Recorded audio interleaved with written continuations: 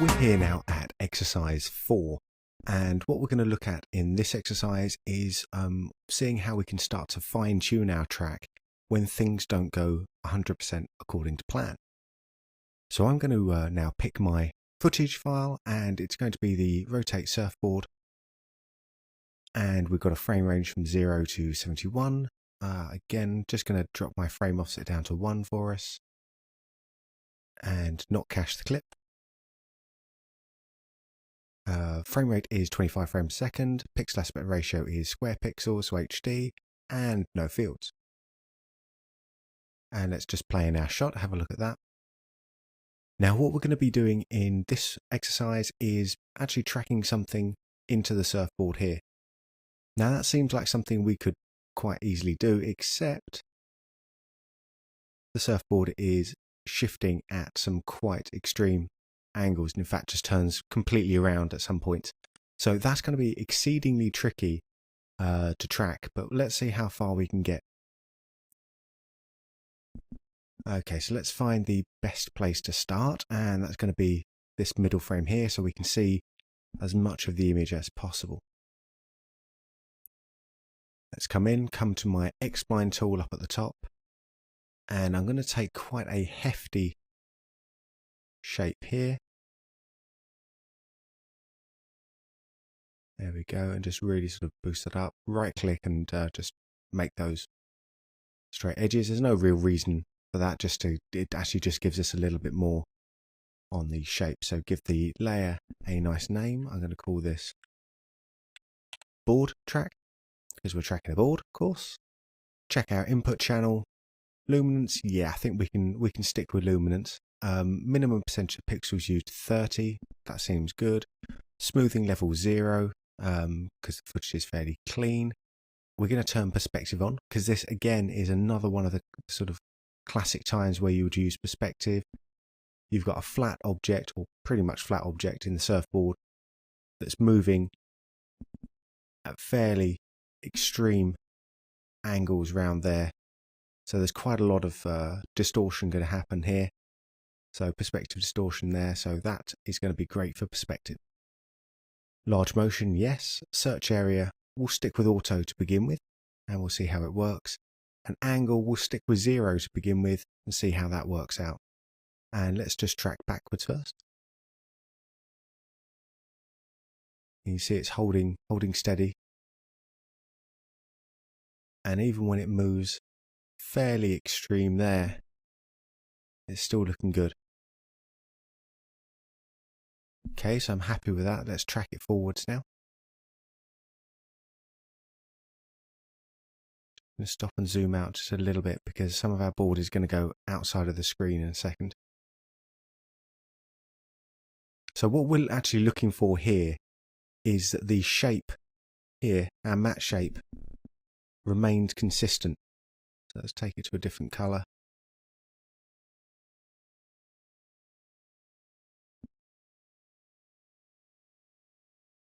Take that down there. Okay. Maybe we can see that a little bit easier. So long as this is remaining consistent, I'm not going to change anything.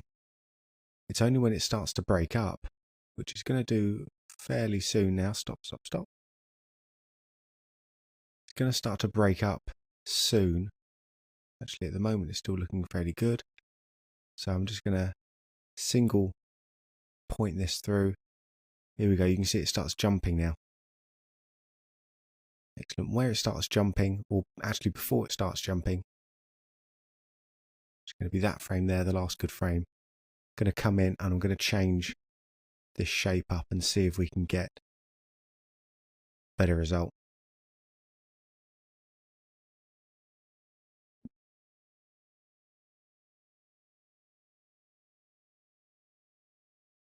And we're still having some issues going on down there, so I'm going to change this from luminance now to auto channel and pull this in slightly. So see if we can, just by getting the reds out of the mix, there are 2 different shades of red going on there, if memory serves me right.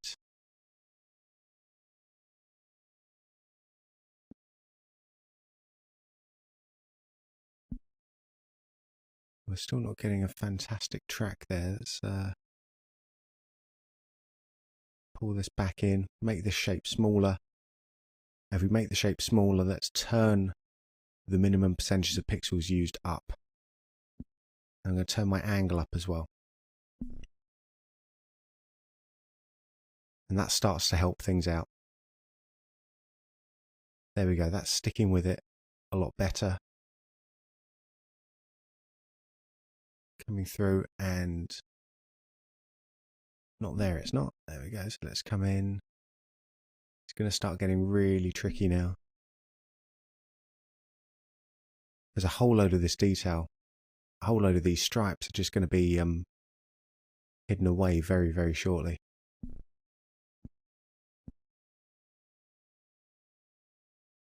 So by changing the shape, hopefully we're actually getting a track that is pretty much 90% there. Is that the last frame we need? Yeah, that's the last frame, because everything after that we can't actually see. So I'm going to come in, set my out point on the layer there. Cool. Okay, so let's test how that's looking. So I'm going to come up to my menu bar up here, turn off the spline, turn on my shape, turn off my mattes actually as well, and bring this in and over.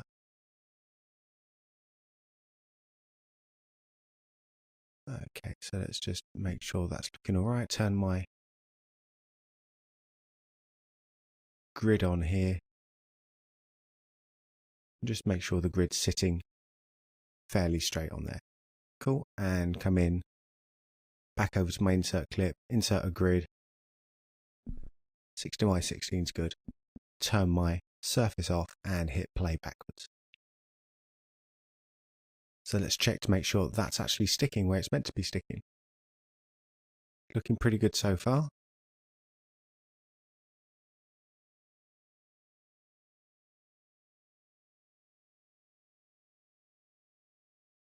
And actually it's pretty good. In fact, it's really good. All the way up to the end over here. There we go. You can see at the end it's starting to stick out and move away quite a bit. In fact, this is sticking a lot better than I hoped it would, which seems really weird. But just to show you the features, I was hoping for a slightly more trickier motion there, but it seems to have worked out a lot better than I could have hoped. But anyway, we're going to still sort of carry on just to sort of fix up that last little bit there. And I'm going to turn off my insert because I find this is one of the ways I like to work. Turn my insert off, turn my surface and my grid back on again. Now what I'm looking for here is the last frame that is absolutely perfect.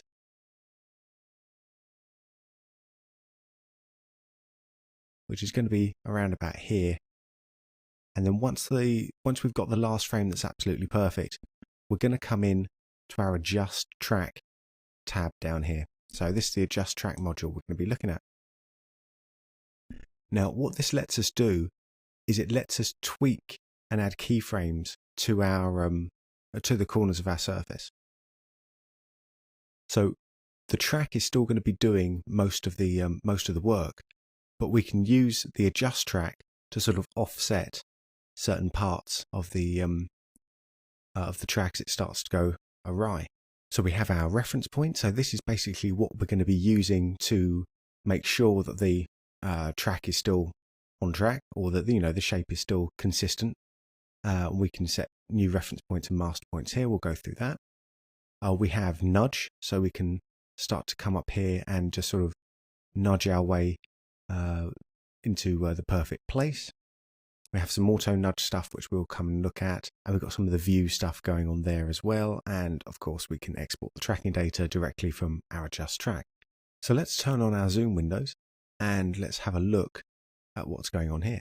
So I can pick any of the four corners with my nudge here and that's going to show up a little picture.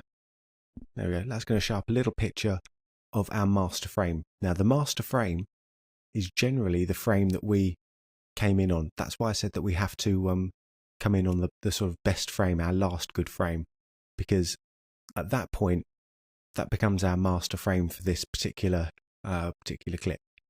We can come in here and set a new master, which we'll do on a different shot. Now, as we come along, we can take a look at the zoom windows, and I'm just sort of moving around here.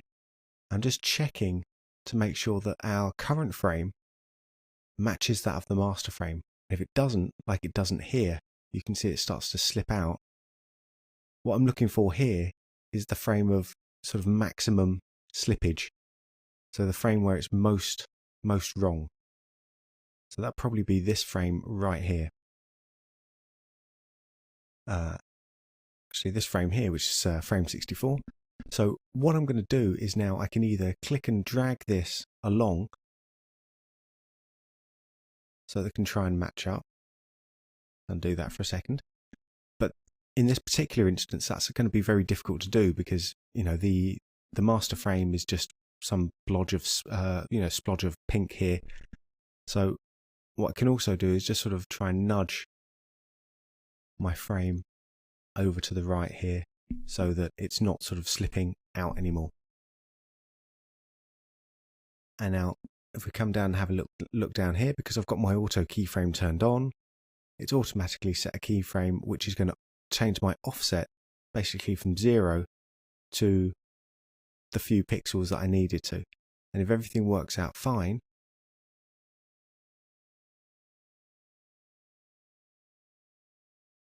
we should still be having a solid track going on there. And that's going to keep drifting even more out there until we're right at the very edge. And at this point, I'm going to come in and just keep nudging there. And you can see as I nudge around, the grid is also changing shape as well. Just try and nudge all the way back in. If I was just going to nudge that fractional frame by frame, then that would take forever. Now, if we have a look here, we can see that hopefully you can just about see that the outline of our shape changes between 3 different areas. It changes from, green, which means that's a valid shape, a valid place for the point to be on. Orange, where things are going to start looking rather strange. So it's warning us that things are getting a bit extreme. And what red is saying is this is an impossible shape for it to be. So it actually can't bend that way. So this is why this window is going to come up. So unstable configuration detected, returning points to original position. So that's just going to reset the points back to where they were before we started playing around with them. So you may find that you'll have to nudge different shapes or different points in a particular order so that it will stay nice and consistent. So for this case, I'm going to come up here to my top right and check out the same thing. Now the reason I'm using the grid on this is that the grid is, for this particular case, the grid really is the only properly reliable thing that we have to make sure that our board is looking correct, because if we have a look down here, a lot of our keyframes have moved outside. Sorry, a lot of our surface has moved outside of the screen. So I'm going to come down now to my bottom right here, and what I'm going to do is I'm going to set a new reference frame, because we can see nothing in this master frame here, but we can see another little splodge just there. So a bit of dirt there, which is going to be moved sort of consistently with the rest of it, and it's not too far away that it's going to be giving us a sort of bad result. So what I'm going to do here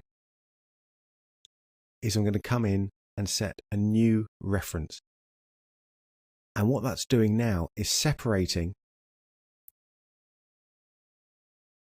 my point from my surface. So let's turn the grid off for a second so you can see that a bit clearer. So what I now have is essentially a new master reference frame that's now linked to the corner point here. So if I change this here, it's going to have a knock-on effect of my surface. So this is actually perfect for this situation here, where our surface or parts of our surface have gone outside of the range of the screen, but we still have other points we can use in here which are going to move in a similar way or in a consistent way as the actual surface point is going to be here. So this is now becoming what our master frame is seeing. So that's actually still a good frame. Everything's matching up quite nicely there. So I'm going to add another keyframe here because beyond this point, things start slipping away. So we've got quite a big amount of slippage going on there. And the goal is to add as few keyframes as possible because that's what's going to give us the consistency. Because remember, it's the track that's doing the hard work. The adjust track is just here to make sure that everything is working out perfectly. And here, this is, again, almost a hiding to nothing because we can't really, I'm going to undo that, because we can't even see a little frame anymore because the surfboard has moved away and moved out. So actually what I could do is just set the frame 4 as our end frame. There we go. Cool, so that leaves us just with one more. There we go, one more point to fix. That's sort of looking okay. So let's see if we can use that reference point again just to drive that point home a bit more.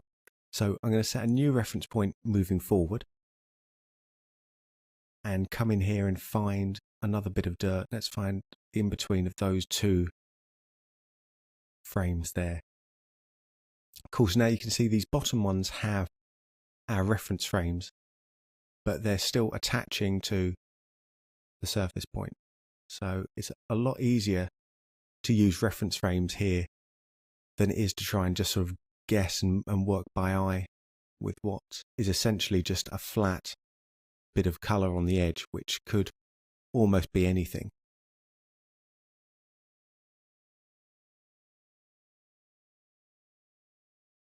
Let's come over here, and here we can't see anything on this, so just going to shift it and make sure we turn the ag grid back on and just check that out, see if that works. That's looking pretty good. Let's turn our insert clip back on. So grid 16 by 16, turn the surface off and the grid off and just play that back.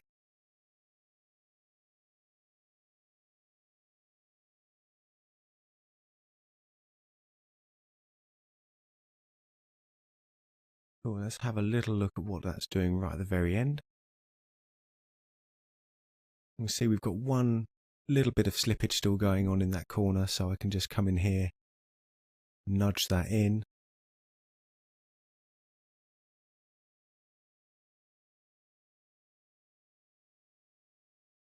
Cool, and that's working out quite nicely. Great, well let's take a look at our second clip here, see if we can have a slightly harder time with this one. And this is going to be my parking sign. Here we go. So again, same thing as before, just change the frame offset of the clip. Now we've seen the reason that the offset is so high is because they're QuickTime movies that have the time code embedded within them.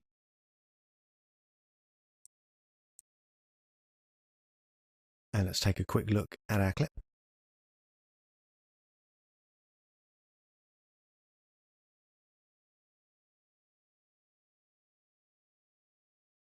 Okay, so the job in this one is to replace our top sign here.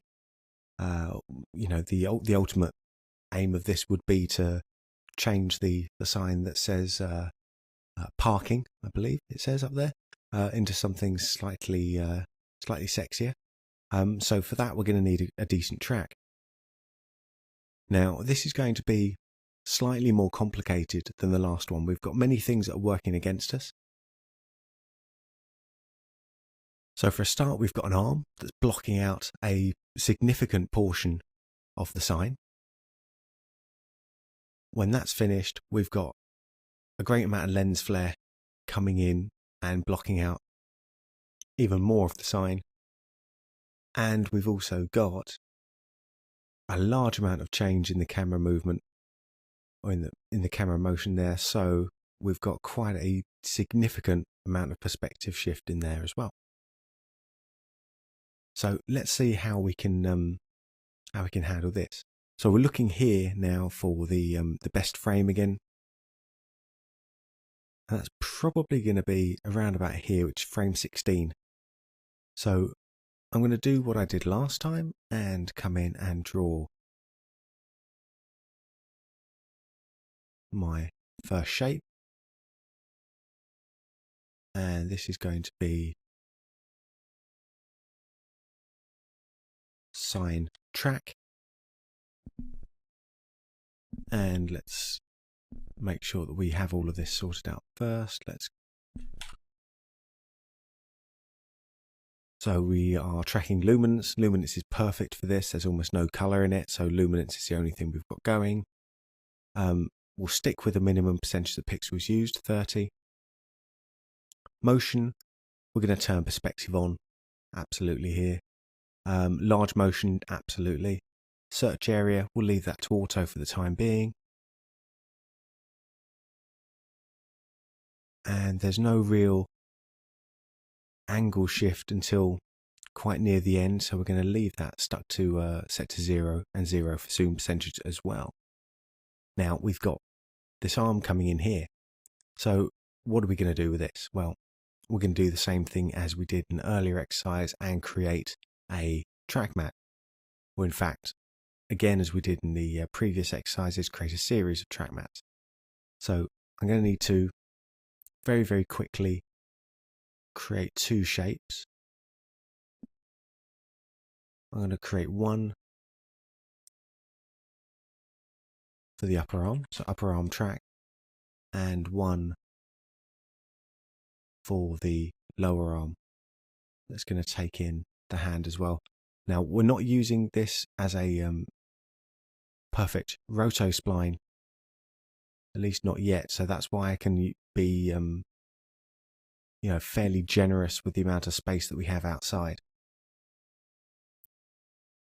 Now, the order of these is also very important. Lower arm track. Yeah, the order of these is actually very important because we still need to remember the stacking distance. So try and think of the stacking order in the same way that you would think of planes or layers in distance to camera. So if you were creating an animation of this and you were laying down the animation cells, which cells would you lay down first? You'd lay down the background cells first, and then you'd sort of build up the foreground ones afterwards. So the sign is behind everything else, so that stays at the back. The upper arm is slightly further in the distance, so that's coming next. And then the lower arm is closest to the camera, so obviously closer to the foreground, so that is going in front. So if we check out our sign track here, turn our mats back on. Going to give this another color. That's a nice bright yellow. Come in, check out my selected track mats. You can see that the top arms have now been cut out. And you can see if I come to my upper arm, that's also being cut out by the lower arm. So we do have a big stacking order going on here. Cool, so let's take a quick look at the tracking settings for the arm ones. I'm going to pretty much keep them as default. Luminance is fine. Minimum percentage of pixels, 50, it's good. Motion. Shear is what we want because the shape of the arm is going to maybe change a very small amount as the camera moves in and moves around. So shear is fine. Large motion, yes. Everything else default, yes. And the same with the upper arm. The only thing we're going to do is make sure we keep the default setting here, which is 30% in this case, 50% in this case. Cool. Well, let's see how that works out. Let's track this backwards. We'll notice already that the lower arm here isn't tracking perfectly at all. I don't really mind about the hand slipping down too much here because, again, as I said, we're not using this as 100% tracking data. We're using that as a track map. But actually, we will be needing to roto the arm out at a later point, so we might as well, sort of keep that as good as possible. I'm going to come up to my minimum percentage of pixels and just turn that up a little bit. Come back to my sign track, make sure that's working properly.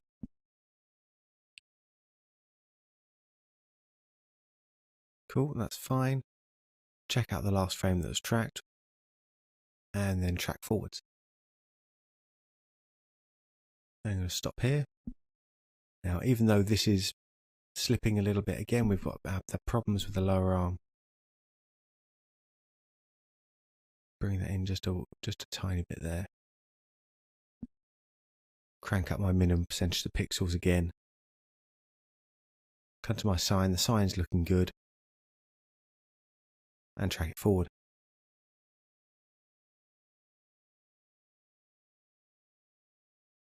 Cool. Same. Still got a problem with the lower arm, or a slightly different problem with the lower arm, but let's come in. Hold down the W key to rotate around.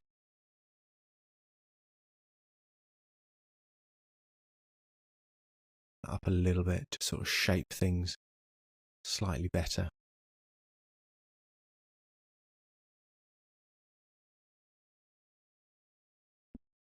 As strange as the lower arm is giving us the most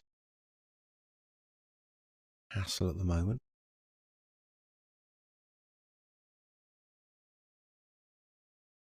Having said that, the upper arm then proceeds to give us a whole load of grief as well. Let's come in here.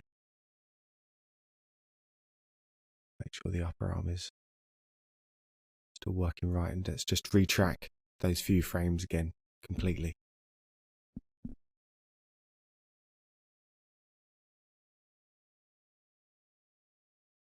I'm going to stop it again here, because as soon as the upper arm has stopped interfering with our sign track here, which it has here, I'm just going to turn it off. So that's one less thing to calculate.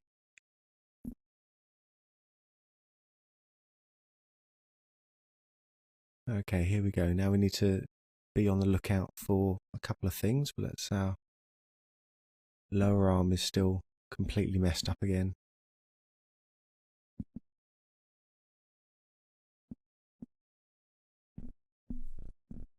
Change out this auto channel, see if that makes any difference. Come back to our sign track, because that's the important one. And again, once the lower arm really stops playing any major role in that, we can just turn that off. So go to our layer properties and just set the out point there. Of course, now it should just be blazing through the single track.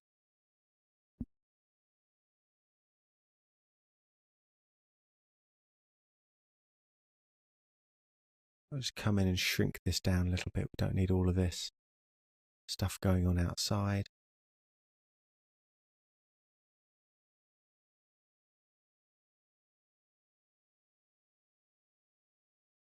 There we go, and the lens flare is about to hit. So let's see, we might need to do some compensation for the lens flare. See what's happening, because the lens flare is going to be moving across here, so that could theoretically be affecting the track, but in this case it's holding absolutely steady. And now also again here, let's turn the mats off just 1 second. See here, this is now taking in part of the lower part of the sign, which is not 100% coplanar with the upper part. So let's just try and crop that out a little bit.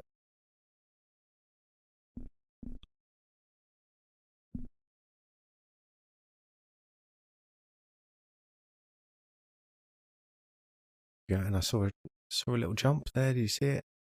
There we go. From there to there, got a little jump, and the reason for that is probably going to be this little fella here, because this is moving across at the exact corner of the shape here, which can cause us a little bit of grief. So let's come up here and create another tracking mask. So let's call this sign garbage track, and make sure we start the layer properties here because it's the first frame we want it to be active. Whoops. Come back, that didn't last long.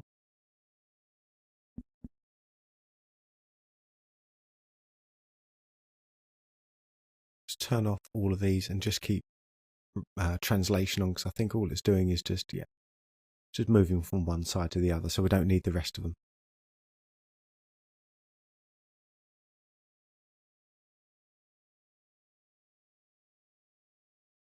That's even worse. So what I could do is take our search area down. So we're still going to keep large motion on, but actually our vertical, it's not going to be moving vertically very much, so we can take that down to 10. And horizontal, we can take that down as well. A minimum percentage of pixels used, that's still at 90, so that's actually really high. So, but that,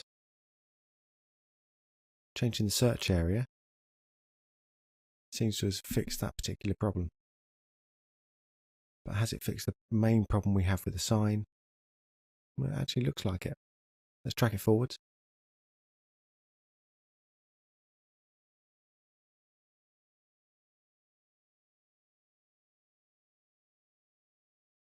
Again, another little jump from those frames there. So I might have to just come up here and try to regulate this up a little bit here. Could be that this lens flare now is actually affecting things here. Now, one thing you might see is people adding extra splines to a layer. And this looks like it may work. It actually does cut out certain bits here. So if, for example, if we had a screen that had loads of reflections in, this would be a completely valid thing to do, is actually create a new spline within there that would remove this from being tracked, basically. One of the things we've got here is that the lens flare is going to be moving independently to the rest of the spline, the rest of the shape. So actually, it's going to be much better to create a garbage mask or a track matte that's going to track the spline. That's going to track the flare over, than it is to add in another secondary matte in there. Now, the secondary matte technique, or the secondary spline technique, I should say, within the same layer, is something we will be using when we come and have a look at the insert module. Cool, but for now, let's come in here. I'm going to come to my selection, so right click and select all in spline and just backspace to delete that. Come in, create a new layer up here, and one that kind of describes the lens flare there. This might be this will be very difficult to track itself, so I'm actually not going to track this at all. I'm going to manually hand track it. So it's going to start here and it's going to end about there. So if I just select all with Apple A, come up there, and I'll just manually set a keyframe there, and that's going to be a lot quicker than asking it to track. There we go. So that's creating a manual track matte there, and let's track that forward, see if that helps us. That seems to, yeah. Cool. Okay, so let's have a little look. And the way that we look, of course, is to hide all of these track matte layers that we are never going to need again. Going to turn off the tracking on all of these as well.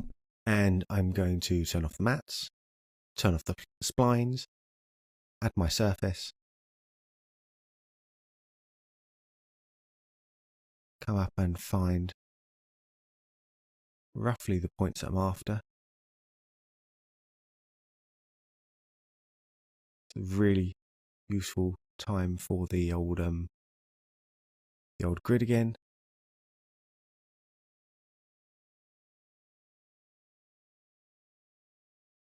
Cool, that seems to be generally the right place. Let's have a little look. Now, the nice thing about this is that if everything is working perfectly, I can adjust the points on my surface at any point, and they'll still be the same, still be valid for later down the line. Now, of course, if they're not perfect, you can see there is some slippage up here and down here. Now, if they're not perfect, this will sort of, make a huge sort of mess. But these seem to be pretty good again. Not perfect again, you can see actually there is a bit of slippage. So, and especially down here as well. So let's find a decent frame. It's going to be here. I'm not saying this is going to be perfect, this is going to be a decent frame. Let's get it marked up as nicely as possible.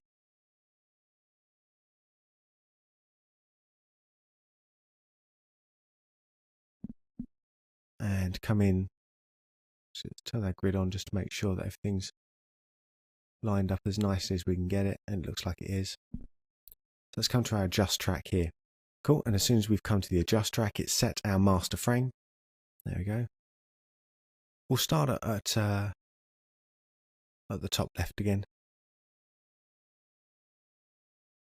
So the master frame for the top left is a bit weird because really we can't actually see what the master frame is because there's all this skin going on.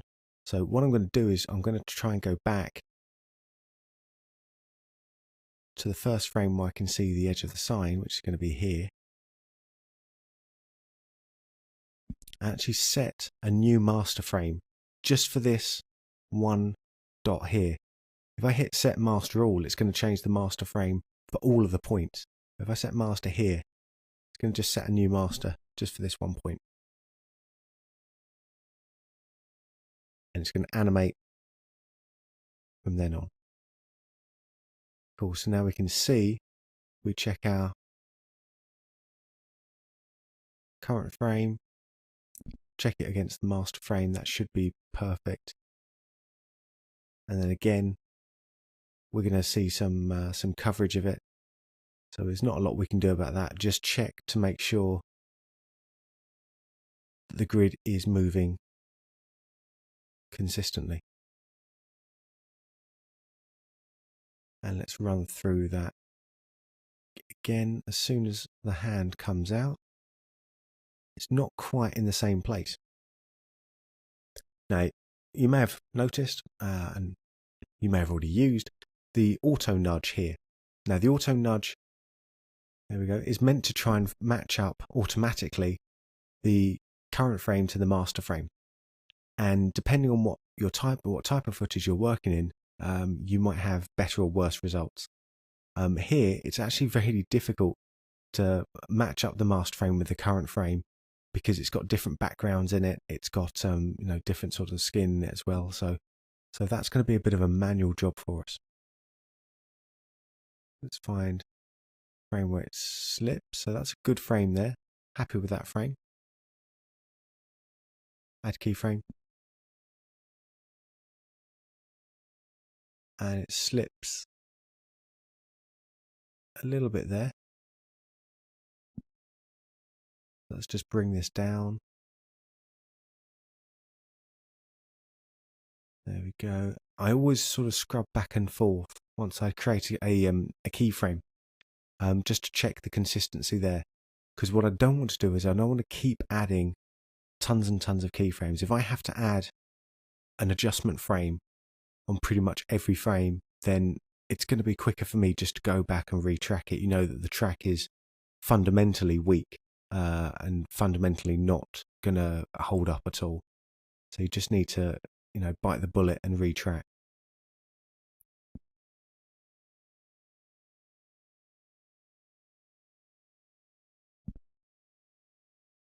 And that's looking pretty good.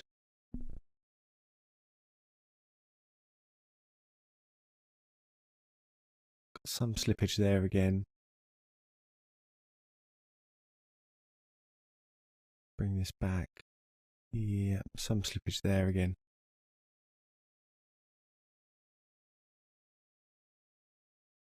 Cool. For the rest of it, it's going to be a case of relying on the grid. So it's going to be pretty much guesswork till the very end.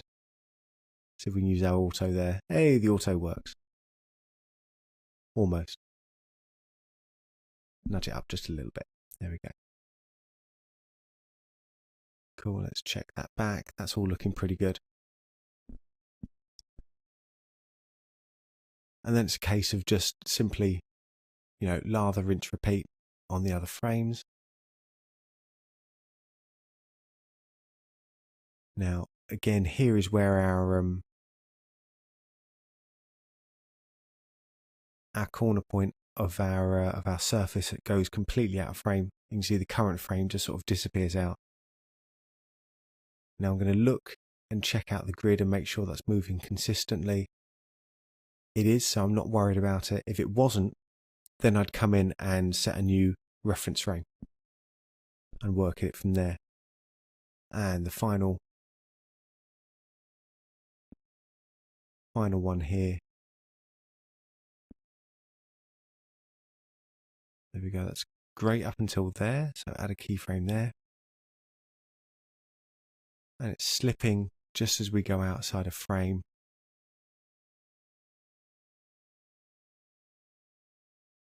There we go. Slips a little bit there as well.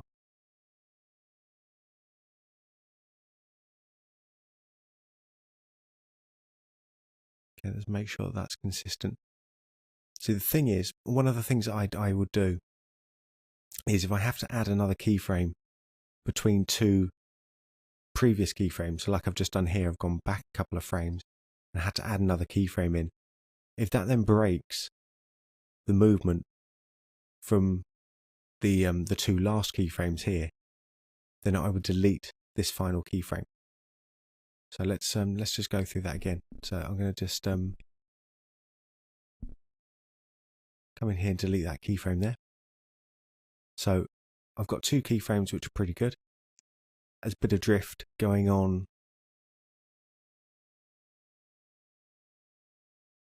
around about there, let's say. So I'm going to come in and make a small change. This adds a keyframe between these two that are already good.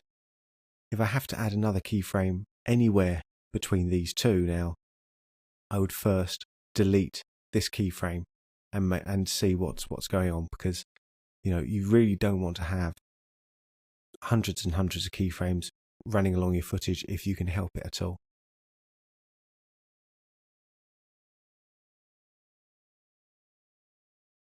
And just looking at the surface and the grid there is looking pretty good. I'm looking along here now, looking pretty good up to there.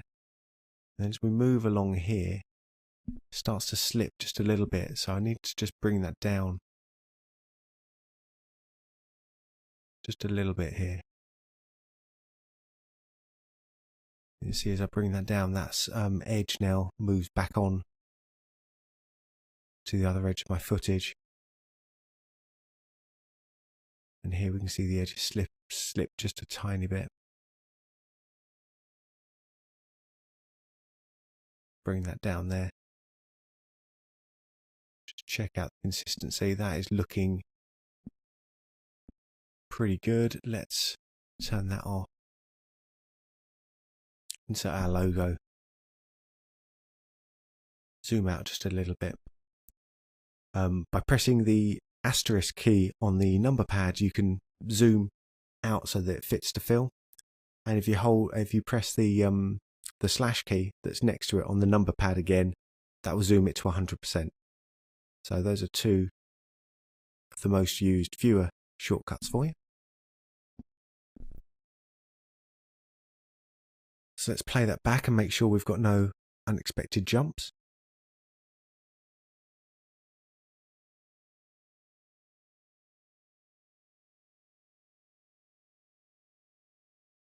Because that's another thing, that's another sort of very common side effect if you add too many keyframes to try and fix a problem, is that you end up creating more problems than you fix a lot of the time. Because the thing will start to sort of bounce around and pop around a little bit. Got a little bit of drift going on there. But you know what, for this session I'm going to live with that. Alright, so before I end this exercise now, I'm going to just look at really quickly at a couple of the viewer things we haven't watched before. I'm going to go back into my viewer preferences in the top right hand corner, turn my trace keyframes on to 20. Here we go, and if I turn the trace on here, just to show you what that's doing, that's showing us our keyframes coming in of the track, so we can see any sort of small inconsistencies or any sort of wobbles that are going on in the track that shouldn't be there.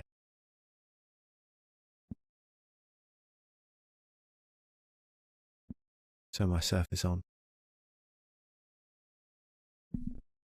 Turn my other overlays off. There we go, so it splines off.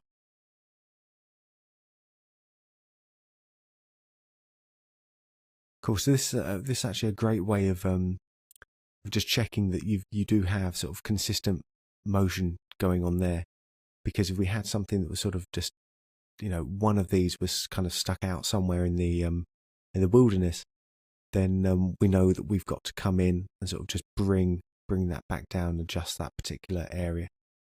All right, so this brings us down just really quickly down to our view down here, so we can take on and off inactive traces. So any traces that we're not currently working on, we can turn those off. Unselected traces.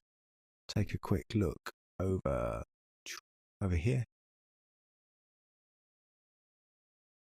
We turn those ones off. And finally is the search area. So if I turn on, let's turn the traces off so you can see that there. We can see the search area here. This is something I didn't see. We didn't show you the search size for the auto nudge. We can set that really, really high so that it's going to be looking everywhere for it.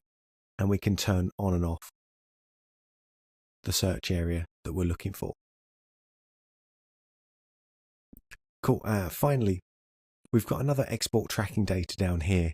Now, the export tracking data that we take out of the Adjust Track tab is going to be exactly the same as that we take out of the Track tab. There's no difference between them. If we come into the Track tab and export it from here, we're not just exporting the raw tracking data, we are exporting the raw track data plus anything that's happened from the Adjust Track there. So we're actually only going to be ever exporting out the proper tracking data that we've done with our Adjust Track. That's our little look over the Adjust Track module here. So remember to make sure that when you come in from the Track module into the Adjust Track module, that you do so at a frame that you're generally happy with to be your master frame, because that's where it's going to be set automatically. But as we've seen in this particular exercise, that we can come in later and actually set new master frames for individual points here. Now again, two of the most important points about the Adjust Track is that all you're doing with the Adjust Track is offsetting the tracking data. So it's vital that you get decent tracking data to start with, rather than trying to do it all in Adjust Track. Because here's the second point, if you try and add too many keyframes in a just track, you're going to end up chasing your tail throughout a whole load of things. So it's much better to either retrack your shape from the start, or over the problem areas, or come in and delete certain keyframes as you start to build up too many of them. So far better you've got fewer keyframes and a good track to start with than coming in and adding hundreds of adjust track keyframes just because you couldn't get a decent track to begin with. So that's it for now. We're going to leave it there, and I'll see you in the next exercise.